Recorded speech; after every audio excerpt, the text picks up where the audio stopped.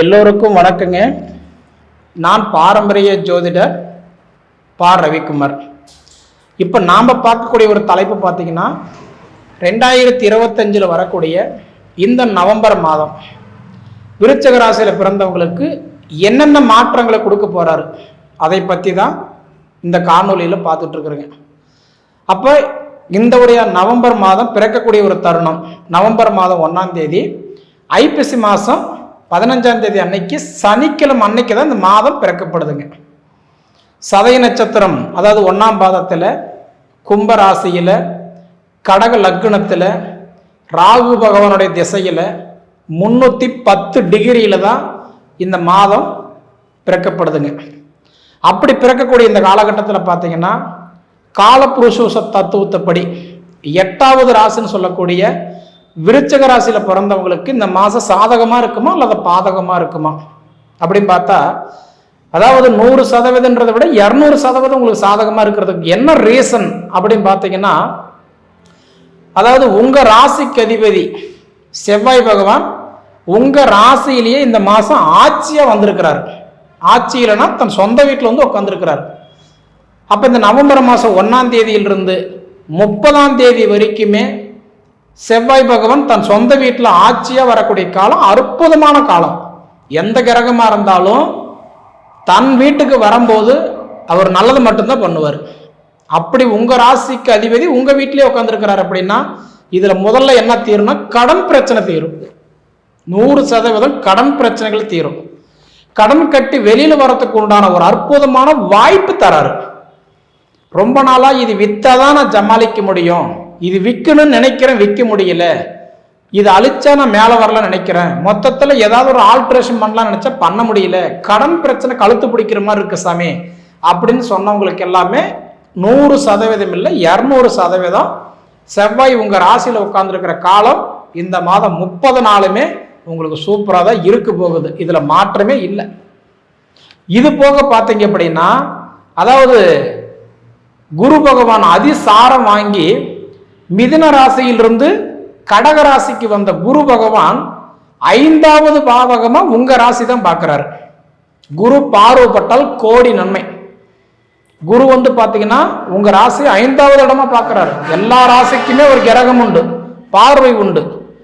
குருக்கு 5, 7, 9 5ஆம் இடமா உங்க ராசி தான் குரு பார்க்கிறாரு. புத்திர ஸ்தானத்தை பார்க்கிறாரு, பூர்வ புண்ணிய ஸ்தானத்தை பார்க்கிறாரு. பூர்வீகத்தில் ஏற்பட்ட சங்கடங்கள் சரியாகும், பிரிஞ்ச குடும்பங்கள் ஒன்னா சேரும். புத்திர செல்வம் இல்லாத குழந்தை பாக்கியம்ன்றது 1000 காலத்தை பயிருன்னு சொல்லுவாங்க. அந்த புத்திர பாக்கியம் இல்லாம தவிழ்ச்சிக்கிட்டு இருக்கக்கூடிய விருச்சிக ராசிக்காரங்களுக்கு புத்திர செல்வங்கள் பெருக போகுது, புத்திர தடைகள் விலக போகுது. ஏன்னா புத்திர பாக்கியம் வந்து குரு உங்க ராசி தான் பார்க்கிறாரு. அப்ப பூர்வ புண்ணியத்துல சொந்த பந்தத்துக்குள்ள இருக்கிற சங்கடமும் சரியாகுது, புத்திர தடைகளும் விலகுது, புத்திர செல்வங்கள் உங்களுக்கு பெருகுது. இப்படி இருக்கக்கூடிய காலகட்டத்தில் அடுத்தபடி பார்த்தீங்கன்னா உங்களுக்கு 12ஆம் இடம், அதாவதுன்றது வந்து பார்த்துட்டீங்கன்னா உங்களுக்கு சுக்கிர பகவான் 7ஆம் இடம் 12ஆம் இடத்துக்கு அதிபதி சுக்கிர பகவான் வந்து இப்போ 11ஆம் இடத்துல அவர் வந்து நீச்சம் அடைஞ்சு உங்களுக்கு வேலை செய்யாத இருந்தார். ஏன்னா 11ஆம் இடம் லாபஸ்தானம், நல்ல இடம். ஆனால் சுக்கிரன் போய் நீச்சம் அடைஞ்சதுனால உங்களுக்கு அந்த இடத்துல வேலை செய்யல இல்லையா, அடுத்த கட்டத்தில் வேலை செய்வார். அப்போ இந்த மாதம் 2ஆம் தேதி என்ன பண்ணுறாருன்னா சுக்கிர பகவான் தன்னுடைய சொந்த வீட்டுக்கே வராரு, துளாராசிக்கே வராரு. அப்படி துளாராசிக்கு வரக்கூடிய சுக்கிர பகவான் உங்களுக்கு 2ஆம் தேதியில இருந்து, அதாவதுன்றது கிட்டத்தட்ட 26ஆம் தேதி வரைக்கும் அந்த 24 நாள் இருக்கு இல்லையா, அவர் தன் சொந்த வீட்டிலேயே உட்காருவார், ஆட்சியே உட்காருவார். உங்களுக்கு 12ஆம் இடத்துல நீச்சம் அடையும் போது, ஒரு உதாரணத்துக்கு இன்னைக்கு வந்து ஒரு ஞாயிற்றுக்கிழமை பேங்க் எதுவுமே இல்லை, எதுவுமே பணம் பரிமாறத்தை எதையும் கட்ட முடியல, அப்போ இன்னைக்கு சண்டே கட்ட முடியல மண்டே கட்டிக்கலாம் அந்த மாதிரி. அப்போ 11ஆம் இடத்துல இருந்த நடக்காத விஷயங்கள் 12ஆம் இடத்துக்கு சுக்கிரன் ஆட்சியை வந்து உட்காரும் போது அந்த வேலை வாய்ப்புகள் நிச்சயமா நடக்கும். அப்போ உங்களுக்கு 3 விஷயங்கள் என்ன, உங்க ராசியாதிபதி செவ்வாயும் உங்க வீட்டில் ஆட்சியை உட்கார்ந்துருக்கிறாரு. அதே மாதிரி குரு பகவான் அதிசாரம் வாங்கி கடகராசிக்கு வந்து உங்க ராசிக்கு 5வது பாவகமா பார்க்கிறாரு. அப்ப இது போக பார்த்தீங்க அப்படின்னா உங்களுக்கு 12ஆம் இடம் சுக்கிரன் தன் சொந்த வீட்லயே வந்து உட்கார்றாரு. இப்ப 24 நாளைக்கு வாகன யோகம் உண்டு, தொழில் மாற்றங்கள் ஏற்படும், கடன் பிரச்சனைகள் தீரும், அது போக மன அழுத்தங்கள் கண்டிப்பா குறையும். பழக்கப்பட்ட பாதையில பயணம் பண்றதுக்கும் பழக்கம் இல்லாத பாதையில பயணம் பண்றதுக்கும் கண்டிப்பா ஒரு வித்தியாசம் இருக்கு. நிச்சயமா உங்களுக்கு வளர்றதுக்கு உண்டான பிராத்தம் இந்த மாதம் உங்களுக்கு கண்டிப்பா இருக்கு. இது நிச்சயமா உங்களுக்கு நடக்கும். இடம் வாங்கணும், பூமி வாங்கணும், வீடு ஆல்ட்ரேஷன் பண்ணணும். அதாவது சுக்கிரன் ஆட்சி வரக்கூடிய காலத்துல எல்லாம் பார்த்தீங்கன்னா இந்த அழகுக்கு சம்மந்தப்பட்ட தொழில் செய்துட்டு இருக்கிற எல்லாருக்குமே நல்லா இருக்கும். மீன் வளர்ப்பு, ஆர்டிஸ்ட், அதாவது பெயிண்டிங் வேலை, கட்டட வேலை, கபோர்டு ஒர்க்கு, வீடு கட்டி தரது, பியூட்டி பார்லர் வச்சிருக்கிறவங்க, துணிமணி தைக்கிறவங்க, அதாவது ஒரு நகைக்கடையில் வேலை செய்யறவங்க, அதாவது அழகுக்கு சம்மந்தப்பட்ட வேலை செய்யறவங்க சொல்லிட்டே போகலாம். அந்த மாதிரி வேலை செய்யறவங்களுக்கு எல்லாமே இந்த மாசம் அற்புதமா இருக்குது. ஒரு விஷயம் நான் தாங்க டெக்கரேஷன் பண்றேன், ரெடி பண்றேன் அப்படின்னு சொல்ற எல்லாத்துக்குமே இந்த மாதம் உங்களுக்கு சூப்பரா இருக்க போகுது. ஏன்னா சுக்கிரன் ஆட்சியா இருக்கிறாரு, செவ்வாய் ஆட்சியா இருக்கிறாரு, குருங்க ராசியை பார்க்கிறாரு. இது எல்லாமே உங்களுக்கு சூப்பரா தான் இந்த மாசம் இருக்க போகுது. அப்ப இதை தாண்டி பார்த்தீங்க அப்படின்னா குரு பகவான் பார்க்கும்போது 11ஆம் தேதியில் இருந்து இன்னைக்கு பார்த்தீங்கன்னா 1ஆம் தேதியிலிருந்து 11ஆம் தேதி வரைக்கும் கடகராசியில இயல்பு நிலையிலிருந்து உங்க ராசி பார்க்கிறாரு. 11ஆம் தேதிக்கு மேல 30ஆம் தேதி வரைக்கும் வக்ரம் அடைஞ்சு பார்க்கிறாரு. அப்ப என்ன பண்றாருன்னா முதல்ல பாத்தீங்க அப்படின்னா 60% வளர்ச்சி கொடுக்கிறவரு பின்னாடி பாத்தீங்கன்னா உங்களுக்கு 80% வளர்ச்சி கொடுக்கிறாரு. வக்ரம் அடைஞ்சு பார்த்தா கூட அவர் கட்டன்றது எங்க வந்திருக்கிறாரு, அதிசாரம் வாங்கி தானே வந்திருக்கிறாரு. நிச்சயமா அதனால உங்களுக்கு பலன்கள் கொடுக்கதான் செய்வார். இப்படி இருக்கக்கூடியவர் பார்த்தோன்னா உங்களுக்கு சனி பகவான் உங்களுக்கு 5ஆம் இடத்துல இருக்கிறார். புத்திர பாக்கியத்துல போய் சனி பகவான் உட்கார்ந்துருக்கிறார். உங்களுக்கு எப்பயுமே புத்திர காரகன் யாருன்னா குரு தான். அந்த குருவுடைய வீட்டில் தான் சனி பகவான் கூட உட்காந்துருக்கிறாரு. இப்போ வக்கரம் அடைஞ்சு உட்காந்துருக்கிறாரு இல்லையா, அதனால உங்களுக்கு பார்த்தா சனி பகவான் கூட உங்களுக்கு புத்திர பாக்கியத்தை ஹெல்ப் பண்றாரு. நிறைய பேருக்கு இந்த குழந்தை பாக்கியம் இல்லை, எல்லாரும் ரொம்ப கஷ்டப்பட்டுட்டு இருப்பீங்க. எங்க ஒரு விசேஷத்தை நல்லது கட்டத்துக்கு போனாலும் உங்களுக்கு எவ்வளவு சொத்து இருக்குன்னு கேட்க மாட்டாங்க, உங்களுக்கு எவ்வளவு வாரிசு இருக்குன்னு தான் கேட்பாங்க. அதெல்லாம் கொடுக்குற இடத்துல எல்லாம் இப்போ உங்களுக்கு அற்புதமான கிரகங்கள் வந்திருக்கிறதுனால உங்க சுய ஜாதகத்துல 5ஆம் பாவகம் மட்டும் நல்லா இருக்குதுன்னு மட்டும் பாருங்க. 5ஆம் பாவகம் நல்லா இருந்துருச்சு அப்படின்னா நிச்சயமா சொல்றேன் உங்களுக்கு புத்திரஸ்தானம் இந்த மாசம் கண்டிப்பா கொடுக்கறதுக்கு நிறைய வாய்ப்பு உண்டு. புத்திர பாக்கியம் இல்லாம ட்ரீட்மெண்ட் எடுத்துட்டு இருக்கிறவங்க, ஹாஸ்பிட்டல்ல போய் இன்னைக்கு ட்ரீட்மெண்ட் எடுத்துட்டு இருக்கிறவங்க, நாட்டு வைத்தியம் மூலியமா பார்த்துட்டு இருக்கிறவங்க, டேப்லெட் சாப்பிட்டுட்டு இருக்கிறவங்க, அதுக்குண்டான முயற்சி எடுத்துட்டு இருக்கிறவங்களுக்கு எல்லாமே உங்களுக்கு பலன் கிடைக்கும். ஏன்னா குரு தான் புத்திர பாக்கியத்தை கொடுக்குறவரு, அவரே உங்க ராசி பார்க்குறாரு. நிச்சயமா உங்களுக்கு புத்திர செல்வங்கள் பெருகும், நிச்சயமா நல்ல வளர்ச்சிகள் உண்டு. அப்ப இது போக உங்களுக்கு புதன் பகவான் இப்ப பொதுவாக எங்க இருக்கிறாருன்னு கேட்டீங்கன்னா உங்க ராசியில தான் புதனே இருக்கிறாரு. கல்விக்காரகன், ஞானக்காரகன், புத்திக்காரகன், அறிவுக்காரகன் யாருன்னா புதன் தான்.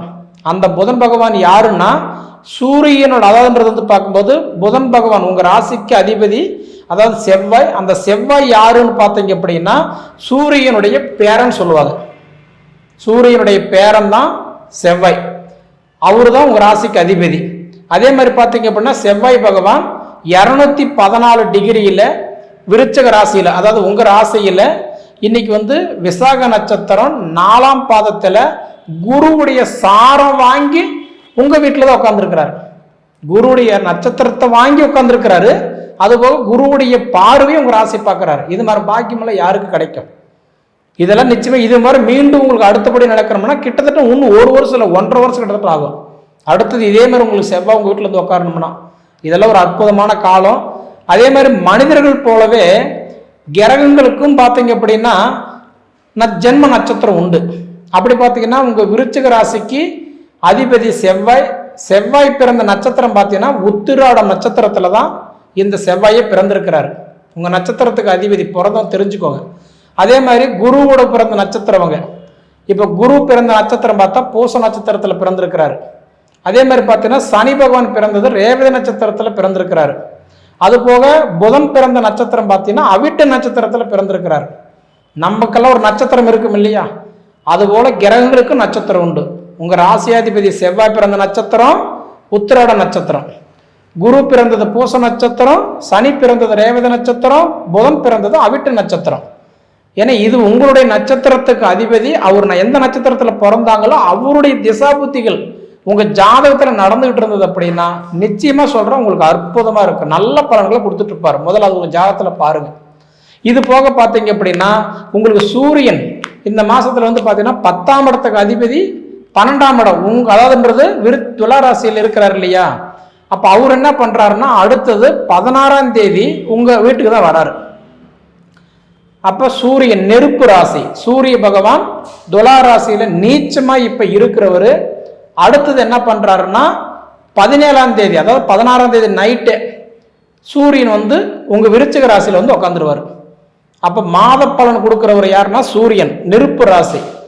அப்போ அந்த சூரியனே உங்கள் ராசியில் வந்து உட்கார்றதுனால நிச்சயமாக 17ஆம் தேதியிலிருந்து அதுக்கு மேலே நிச்சயமாக உங்களுக்கு வந்து நிறைய விஷயங்கள் உங்களுக்கு கண்டிப்பாக சக்ஸஸ் ஆகும்.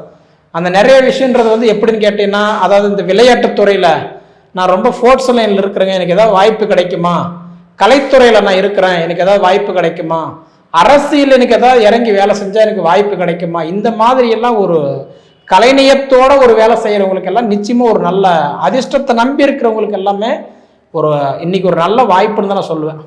எது எப்படியோங்க மொத்தத்தில் விருச்சிக ராசியில் பிறந்தவங்களுக்கு, அதாவது இதுக்கு முன்னாடி நீங்கள் வந்து சாதிக்கிற இடத்துல தான் இருந்தீங்க, சாதிக்கலை.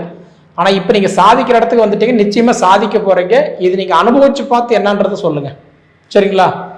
சரி நேயர்களே, உங்கள் பொன்னான நேரத்தை ஒதுக்கி எவ்வளவு நேரம் என்னுடைய காணொலியை நீங்கள் முழுமையாக பார்த்ததுக்கு மனசார மனசுலேருந்து கேட்டுக்கிறேனுங்க. நன்றிங்க.